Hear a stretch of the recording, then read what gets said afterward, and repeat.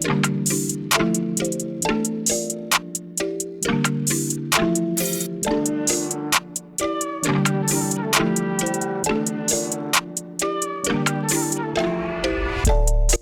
about memory lane, the fight that never got made was Riddick Bowe. Everyone knows that, and a lot of people wanted to see that it didn't happen.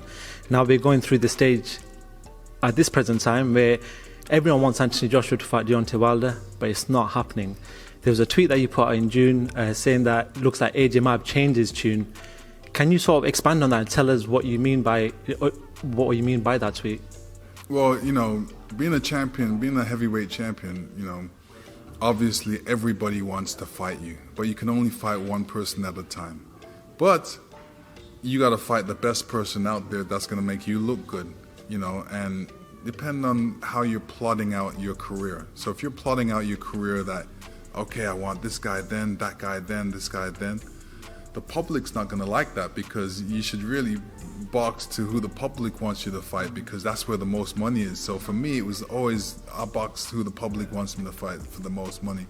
I won't box this guy just because of that. You know, I want to box the best guy out there for my career.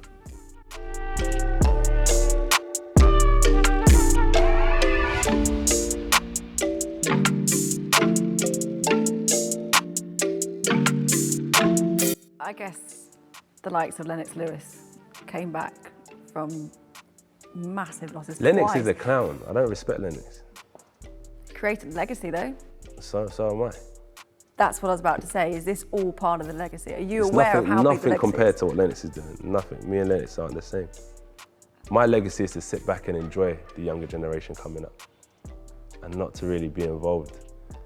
Just appreciate what it takes to get there. Lennox isn't like that. Me and Lennox are cut from a different cloth.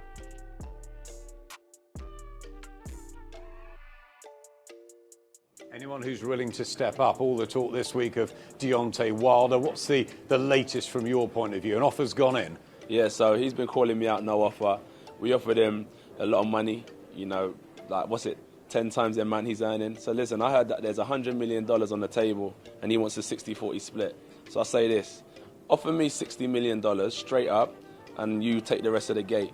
If there's $100 million and I take 60%, they should offer me $60 million and I'll take that fight of a heartbeat. But you have to be realistic, because talking about it isn't always realistic. We looked at the stats, the figures, and we realised that straight up offer is a lot of dough. But then they're saying, no, they're quadrupling the amount that's on the table, saying that it's going to generate $100 million.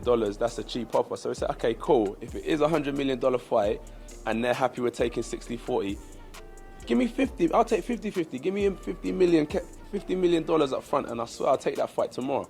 But they're not making no offers like that, but they're talking about it.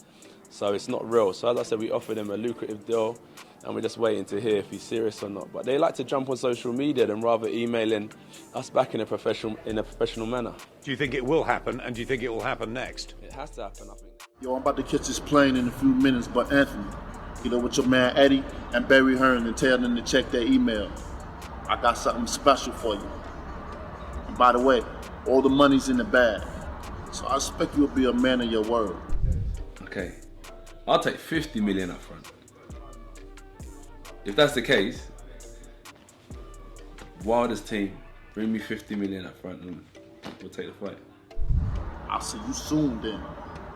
Sports TV here. I'm here with none other than Eddie Hearn. What's going on, Eddie? I'm a bit hot at the moment.